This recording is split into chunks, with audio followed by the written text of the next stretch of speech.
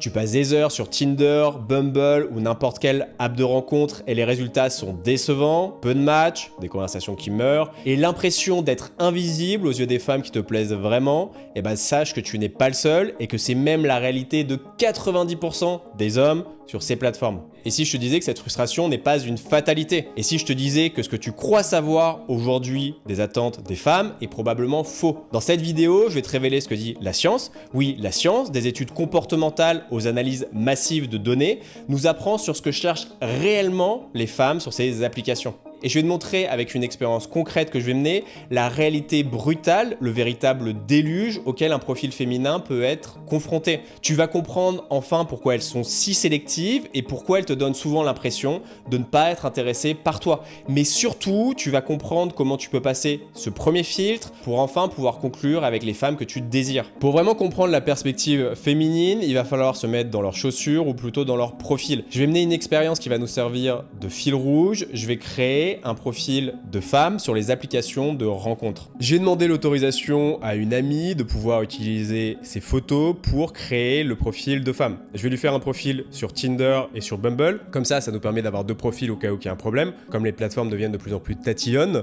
Et surtout, ça va nous permettre d'avoir un maximum de matière pour ensuite l'analyser ensemble. J'ai même pas mis le profil en ligne il y a 1 minute que j'ai déjà 15 likes. C'est vraiment un délire. 23, c'est un délire. Bon, je vais m'occuper de Tinder maintenant. Le profil de Marina est en ligne sur Tinder et sur Bumble. Et d'ailleurs, je viens de retourner voir sur Bumble. Et elle a déjà 250 likes. 250 likes en 10 minutes. Je sais pas si vous vous rendez compte, 250 likes, c'est ce que va avoir le profil attractif d'un homme. Ça veut pas dire nécessairement beau gosse, hein, c'est un profil qui a été bien construit, qui est valorisant, mais il va avoir ça en 24-48 heures. Là, elle vient d'obtenir 250 likes en 10 minutes. C'est énorme. Alors déjà, comme vous pouvez voir, on a 1050 likes en 24 heures. Et maintenant, on va jouer à un petit jeu qui est du combien j'ai de matchs. Je vais juste swiper des profils et on va voir combien je vais obtenir de matchs comme ça. Match, match, match, match, match, match, match. Ok, ça fait 48 heures, maintenant on va pouvoir aller voir les résultats du profil. Bon, déjà sur Tinder, le profil a été limité, donc il n'a pas été montré parce que Tinder a détecté une activité anormale. Par contre, sur Bumble, il a fonctionné et on a obtenu... Alors là, il y a 1650 likes. En réalité, c'est un peu plus parce que j'ai swipé quelques profils, bien sûr, avec... des tonnes de matchs et des tonnes de mecs qui sont venus me parler et on va voir ça plus en détail dans la suite de la vidéo. Pourquoi que 1700? Parce que sur Bumble, le ratio homme-femme est un peu mieux que sur Tinder, c'est-à-dire qu'il y a plus de femmes pour un peu moins d'hommes, alors que sur Tinder, je pense que ce profil aurait eu 4 à 5000 likes facilement parce que le ratio homme-femme sur Tinder est bien pire. Et ce n'est pas une exception, c'est la norme. Des études menées par le fondateur d'OkCupid et analysées par Christian Rudder dans Dataclysm montrent très bien cette asymétrie de l'attention. Par exemple, Rudder souligne que les femmes reçoivent beaucoup plus de premiers messages et ce phénomène est encore plus accentué pour les femmes qui sont jugées très attractives. Certaines femmes reçoivent des dizaines de messages, voire jusqu'à 50 messages par jour. Et en parallèle, les hommes les plus attractifs, genre un Brad Pitt, en recevront maximum 4. Ce que montre ce graphe, c'est qu'un homme 10 sur 10 recevra autant de messages par jour en moyenne qu'une femme 3 sur 10. Et la conséquence directe de ce volume est bien une sélectivité accrue. C'est pas que les femmes sont superficielles ou méchantes, c'est juste une nécessité pragmatique. Imagine devoir trier 50 CV par jour pour un seul poste. Au début, tu liras tout attentivement. Puis après une semaine, tu scanneras les CV en diagonale en essayant de chercher la moindre erreur pour pouvoir éliminer des candidatures. Et bah c'est exactement la même chose pour les femmes sur les sites de rencontres. L'implication pour toi en tant qu'homme, bah c'est simple. Si tu ne passes pas ce premier filtre, ce jugement en quelques secondes, eh bien tu es éliminé sans aucune autre forme de procès. Ta super personnalité, tes valeurs, ton humour, elle ne les verra jamais.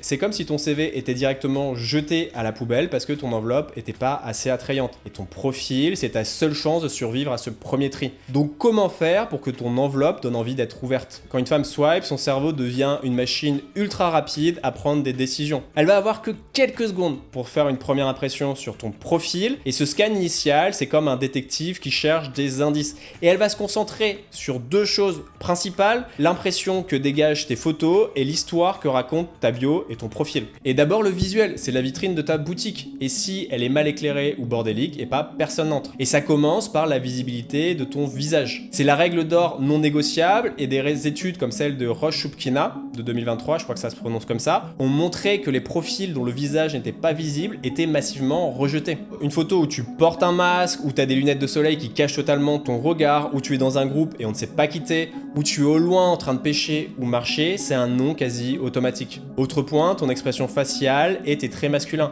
Les femmes recherchent des signaux d'ouverture, avoir l'air sympa et accessible. Donc un sourire, même léger, sera toujours plus puissant qu'un faux air de bad boy ou d'artiste torturé. Pense chaleureux et accessible, pas menaçant et bizarre. Mais attention, ouverture ne veut pas dire faiblesse. Les femmes scannent aussi tes traits masculins, la confiance en toi, mais pas l'arrogance. Une certaine forme de dominance dans le sens de l'assurance et pas de l'agressivité. Avoir une posture qui dégage une émotion positive et plus globalement être un point d'ancrage. Les femmes recherchent cet équilibre entre être accueillant et être un rock.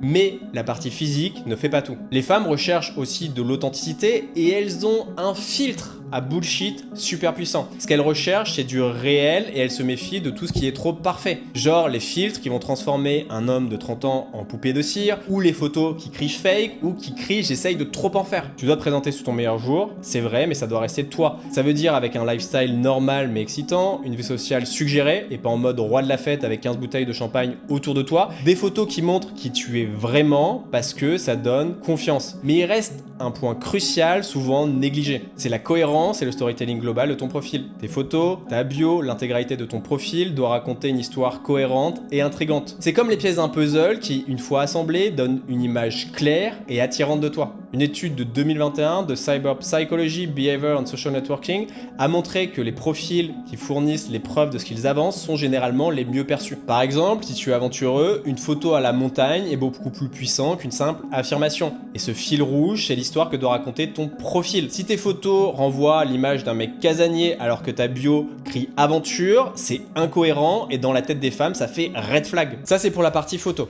Et je vais pas rentrer plus en détail dessus parce qu'on a fait une vidéo entière pour isoler les variables d'une photo qui match. Mais les photos seules ne suffisent pas. Ce que tu racontes ou ce que tu racontes pas sur ton profil a aussi de l'importance et ça commence par ta bio. Beaucoup d'hommes la sous-estiment pensant que personne ne la lit. Et c'est une grosse erreur. Une étude de 2023 de Journal of Computer Mediated Communication l'a bien montré. Les femmes utilisent ta description pour juger de ton éducation, de ta profession, de ta personnalité et des intérêts communs que vous pourriez avoir. Ta bio et ton profil te permettent de faire plusieurs choses importantes. Déjà créer du mystère et de la curiosité. N'en dis pas tout, c'est l'entrée, pas le plat principal. L'objectif, c'est de lui donner envie d'en savoir plus, donc joue sur l'autodérision, fais-la se qualifier et ouvre la conversation avec une question. Mais aussi pour démontrer ton effort et ta personnalité. Les réponses vagues ou bateaux style j'aime voyager et rire sont des tue-l'amour instantanément. Ça montre un mec qui n'a rien d'intéressant à dire ou qui n'a fait aucun effort. Et d'ailleurs, le profil de Marina a été inondé par ce genre de banalité. Sois spécifique, montre ton humour, ton intelligence et ton unicité. Par exemple, si t'aimes cuisiner, au lieu de mettre bêtement « j'aime cuisiner », tu peux mettre « mon chili con carne fait pleurer les Texans ». Ou si t'as un chat et t'aimes les animaux, tu peux mettre « mon chat considère que je suis son esclave personnel »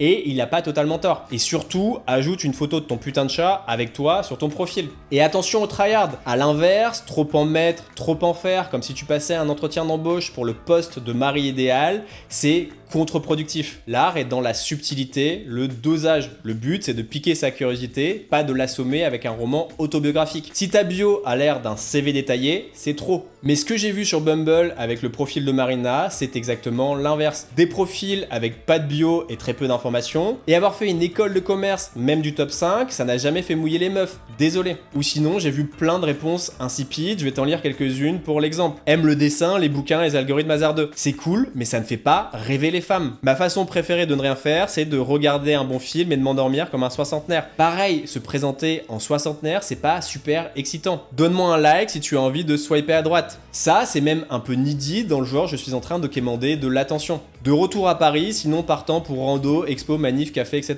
Le problème de ce type de description, c'est que tu peux les mettre à quasiment n'importe quel mec et qu'elles sont génériques. Ça ne montre pas du tout ton unicité. Bref, un profil bien optimisé visuellement et textuellement, c'est la première grande étape pour sortir du lot. En fait, c'est ce qui va faire la différence entre un CV qui va directement à la poubelle et un CV qui est mis en haut de la pile. Mais ce n'est que la première étape. Comme j'aime le répéter, un bon profil, ça te permet de jouer au jeu, ça te permet pas de le gagner. Félicitations, maintenant ton profil est une machine de guerre, tu as des matchs. C'est quoi la suite? Eh bien la suite, c'est de lui envoyer un premier message et d'avoir une conversation. C'est comme le préliminaire au rendez-vous et c'est là que tout se joue pour obtenir une rencontre en vrai. Le problème, c'est que la majorité des hommes envoient des messages d'une banalité affligeante, type « Hello »,« Hey »,« Salut »,« Ça va ?» Et comme le souligne une étude de 2022 de télématique et informatique, ces messages sont massivement ignorés. Pourquoi? Parce qu'ils n'appellent aucune réponse spécifique, ils ne montrent aucun effort et qu'ils te noient dans la masse. C'est comme crier « Hey !» quelqu'un dans une foule, personne ne te répondra. Pour te montrer la réalité d'une meuf, j'ai analysé les 47 openers que j'ai reçus avec le profil de Marina et je les ai classés en 3 grandes catégories. Première catégorie, les openers génériques. Par exemple, ça va être comment va la plus belle du monde. Quand une femme reçoit ça, elle se dit ce mec a envoyé le même message à toutes les meufs. Ou par exemple, trop belle. Compliment gratuit que je n'ai rien fait pour mériter jusque-là. Deuxième catégorie, le fromage. Bumble m'a obligé à répondre à une question pour créer mon profil. Du coup, j'ai mis « Le monde serait un meilleur endroit s'il y avait plus de fromage ». Et qu'est-ce qu'ont fait les hommes? Ils m'ont envoyé des messages dessus. J'ai reçu un compliment d'un homme qui me pose une question directement pour me demander quel est mon préféré. Ou encore d'un autre qui me dit « Je crois qu'un plateau de fromage s'impose ». Dernière catégorie, la réaction à mon opening move. En gros, Bumble permet aux femmes de laisser les hommes envoyer le premier message et pour ça, elles vont sélectionner une question. Généralement, elles prennent tout le temps le même. Et la première de la liste, c'est quel est ton premier rendez-vous idéal? Et c'est pour ça que cette question, c'est celle que tu verras le plus souvent. Et le secret, ne pas y répondre car c'est ce que vont faire tous les hommes. Tu peux juste l'ignorer et partir totalement sur autre chose. La majorité des openers que j'ai reçus étaient justement cet opening move. Comme par exemple, mon premier date idéal, ça serait si c'est toi qui es avec moi. Bon déjà, en plus, il y a des fautes d'orthographe, c'est l'enfer. Et en plus, il me fait un compliment alors que j'ai absolument rien demandé. Boire un petit verre tranquille et voir pour la suite. Donc ça veut dire coucou, on va baiser. Et peu importe l'endroit, l'heure, ou tout ce qu'il y aura autour, tant qu'on rigueur, c'est principal. Et en fait, j'en ai vraiment reçu plein. Je pense que les 2/3 des mecs m'ont parlé du premier rendez-vous idéal. Et du coup, ça fait 30 mecs qui m'ont parlé tous exactement du même sujet. L'impression que ça donne aux femmes, c'est d'être submergé par une armée de clones. Et toi, ce que tu veux, c'est d'être perçu comme étant différent. Donc, il faut que tu envoies un premier message différent. Pour cela, il faut que tu rebondisses sur un élément spécifique de son profil auquel les autres hommes n'ont pas pensé avant. Une photo de voyage, sa description, une réponse à une question. Montre que tu as pris 30 secondes pour regarder son profil et qu'elle n'est pas une de plus dans ta frénésie de swipe. Ton objectif, c'est de la faire se sentir spéciale. Fais une remarque amusante qui l'oblige à réagir et se justifier. Quelque chose qui lance la conversation et lui donne envie de répondre. Dans le cas de Marina, j'ai volontairement fait un profil quasi vide parce que c'est le cas de la plupart des femmes sur les apps. Mais même dans un profil vide, on peut voir des choses. Par exemple, sur celui de Marina, il y a 2 trucs qui sortent de l'ordinaire, la danse et les chats. Donc si t'aimes bien danser, tu peux lui envoyer un message en mode « J'espère que si on va danser, tu vas pas passer ton temps à me marcher sur les pieds avec un petit emoji. » Ou pour les chats, tu peux lui envoyer un message en mode « Tu sais ce qu'on dit des propriétaires de chats ?» Ce à quoi elle va te répondre 90% du temps « Quoi ?» Et ensuite, tu construis un petit délire par rapport à son profil. Par contre, j'avais volontairement mis 2 photos qui permettent de réagir dessus. Par exemple, sur celle-là, tu peux lui envoyer un premier message en mode « Ça confirme ce que je pensais, d'après ta photo, la Terre est plate » ou en réagissant sur les fleurs, ou en réagissant sur le fait qu'elle est en train de dessiner des nuages, etc. Ou sur cette photo, tu peux lui envoyer un premier message en mode « Hello co-girl, je vois que t'es déjà prête pour notre tour des États-Unis à cheval. Par contre, va falloir rassurer ma grand-mère, elle fait pas confiance aux filles qui ont des trous dans leurs jeans. » Et voilà, la conversation est lancée. Une fois la conversation lancée, c'est là que le plus dur commence parce qu'il faut la maintenir et la faire évoluer vers quelque chose de tangible. Et c'est là que la plupart des hommes trébuchent malgré un premier message. Ils ont réussi à ouvrir la porte, mais ils ne savent pas quoi faire une fois à l'intérieur. Les femmes, consciemment ou non, évaluent deux dimensions dans une conversation. D'un côté, la connexion et l'attraction. Est-ce que cette conversation est stimulante? Elles recherchent de l'humour, pas des blagues lourdes, mais de l'esprit, de la répartie, un challenge ludique, la taquiner, la faire rire, le fait de créer une complicité, un délire à deux, lui faire sentir que la relation est unique. Mais face à ça, la conversation de la plupart des hommes est aussi excitante qu'un documentaire sur la reproduction des limaces. De l'autre côté, elles cherchent des signaux de bonne valeur, sur ta personnalité, sur tes valeurs, sur ta maturité émotionnelle, sur ton intelligence émotionnelle. Est-ce que quand tu la taquines, tu es respectueux? Est-ce que tu as de l'ambition dans ta vie et dans ce que tu veux faire? Est-ce que tu es stable émotionnellement et pas un drama queen au masculin? Ces valeurs sont communiquées implicitement par ton ton, la manière dont tu réagis à ses propos, les questions que tu poses. Le problème, et c'est là que 90% des hommes galèrent, c'est qu'ils ne savent pas comment générer cette excitation et cette proximité, ni comment véhiculer subtilement ces valeurs sans tomber dans la vantardise, l'ennui ou le mode interview. Et c'est normal, personne ne leur a jamais appris. Ils restent en surface, posent des questions bateau, en mode tu fais quoi dans la vie, suivi de t'aimes ça. Ou sinon parlent trop d'eux et deviennent vantards. Et c'est précisément sur ce comment que se joue une grande partie de ton succès. Savoir quoi dire, c'est bien. Savoir comment le dire pour créer l'effet désiré, pour qu'elles se disent « Waouh, ce mec est différent, c'est une autre paire de manches ». Avant d'aller plus loin sur le comment, on va se plonger plus profondément dans ce qui se cache derrière ces attentes profondes des femmes, même celles dont elles n'ont pas conscience. Parce que c'est quand tu comprends ce qui se cache derrière ces attentes profondes que tu peux y répondre naturellement.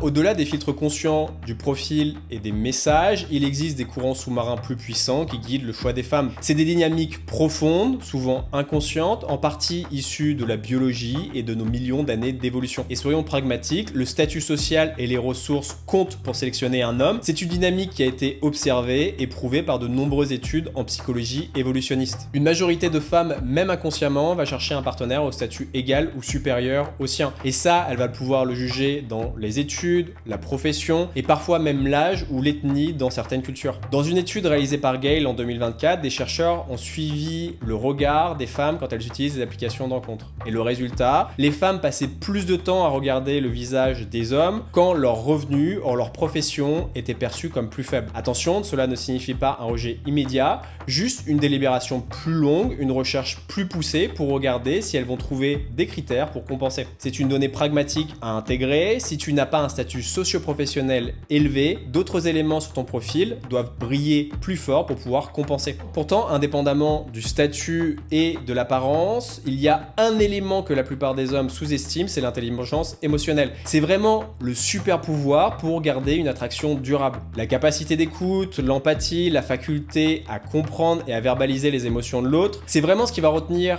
l'attention d'une femme de qualité et la rassurer sur le long terme. Elle recherche des indicateurs de stabilité émotionnelle, ce qu'elle va interpréter comme de la fiabilité. Un homme qui est capable de gérer ses émotions et de comprendre les siennes de femme sera perçu comme étant plus apte, plus mature et plus sûr pour construire une relation saine sur le long terme. C'est moins impressionnant qu'une Ferrari, mais c'est beaucoup plus puissant. Une autre constante gravée dans l'ADN de notre espèce et souvent inconsciente, c'est la recherche d'un homme qui soit un protecteur. Et attention, je ne parle pas de muscles saillants à la Rambo ou d'une agressivité de pitbull. Le protecteur moderne, c'est un homme qui rassure vraiment, un homme qui est perçu comme étant stable émotionnellement, fiable, équilibré, assertif, qui est capable de dire non et de poser des limites, et qui sait gérer des conflits avec maturité. Les femmes sont constamment et souvent inconsciemment à la recherche de red flags. Ces signes d'agressivité, même verbales, ces incohérences dans le discours, ces demandes inappropriées, ces comportements déplacés avec les autres, ces tentatives de manipulation, etc. La sécurité physique et émotionnelle est un prérequis indispensable. C'est le sol sur lequel va se construire la relation. Mais attention, la sécurité en soi n'est pas attirante, c'est juste la base. L'attraction se construit sur d'autres éléments, mais sans le socle de sécurité perçu, rien n'est possible.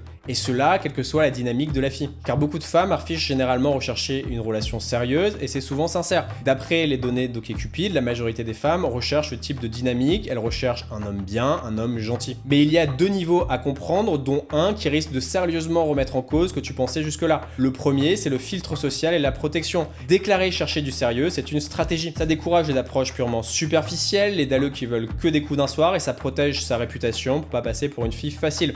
Et ça permet de gérer les flux et d'affirmer certains standards. Ensuite vient le conscient vs l'inconscient. Une femme pourra déclarer consciemment et sincèrement vouloir du sérieux, mais son attirance, elle, ne sera pas liée à des critères purement objectifs. Son inconscient, son cerveau reptilien, ses émotions ont leur propre agenda. On ne contrôle pas son attirance, elle peut se retrouver follement attirée par un homme qui ne correspond pas du tout à ses critères pour une relation sérieuse. Et c'est le fameux « je sais qu'il est pas bon pour moi, mais ». La clé pour toi, ne prends pas ce qu'elle dit au pied de la lettre. Calibre-toi à la conversation. Sois attentif à ce qu'elle dit, mais surtout ce qu'elle fait, ses signaux non verbaux et l'énergie qu'elle dégage. Le conscient peut très bien dire relation sérieuse, mais la dynamique d'attraction et les émotions peuvent mener ailleurs, du moins au début. Comprendre cette dualité est essentiel pour ne pas tomber dans des pièges et des malentendus, et surtout pouvoir te calibrer aux femmes et conclure avec des femmes qui cherchent aussi bien des relations longues que plus légères. J'ai arrêté de compter le nombre de fois que j'ai couché avec des femmes qui déclaraient vouloir du sérieux dès le premier soir sans que ça aille plus loin entre nous derrière. Par contre, le fait de mettre juste rien de sérieux ou date fun sur ton profil est une très mauvaise stratégie puisque la très grande majorité des femmes ne recherchent pas ça activement. Ce que je te conseille à la place, c'est d'essayer de mettre quelque chose de neutre. Si c'est possible, tu ne mets rien, sinon on verra, ou sinon tu peux mettre relation longue et date fun en même temps. Mais au fond, que tu veuilles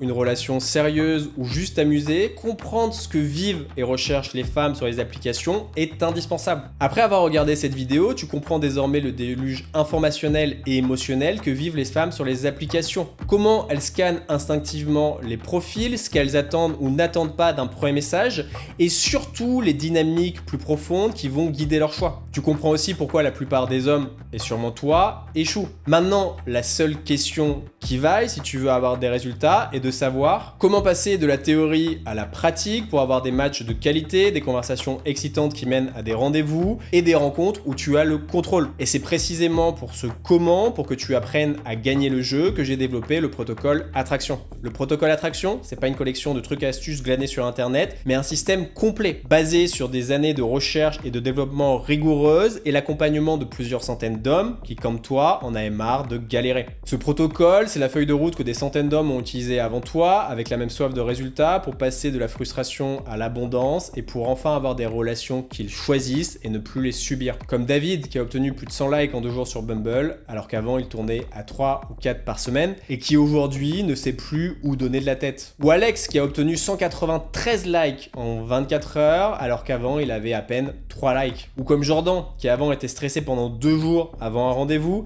et qui maintenant enchaîne les dates et les conclut à tous les coups avec des 9 sur 10. Et si t'es fatigué de galérer et que tu veux rencontrer des femmes qui te plaisent vraiment, alors le protocole est pour toi. Je t'explique ses secrets et comment est-ce qu'il pourrait s'appliquer à ta situation dans une vidéo dédiée, le lien est en description. Mais tu sais quoi, tu peux oublier tout ce que j'ai dit jusque là, parce qu'en vrai, c'était pas le plus important. Si tu devais retenir qu'une seule chose de cette vidéo, c'est ce que je vais te dire maintenant. Les apps de rencontre offrent l'illusion du choix infini aux femmes. C'est la paralysie du choix décrit par Barry Schwartz.